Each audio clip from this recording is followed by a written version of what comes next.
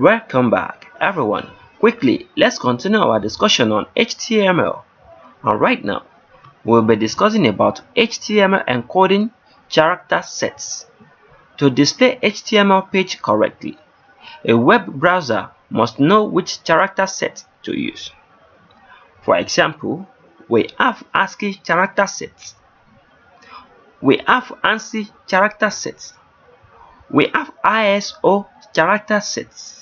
We have UTF-8 character sets, and so on and so forth. But I want you to note one thing. All these character sets you are seeing right here, they are so important to our document. They are so important to our HTML elements. So in our next tutorial, we are going to be exploring all these one by one. Anwar Akorede Ayofe is my name. I wish to see you guys next time. Have a great day. Thank you so much.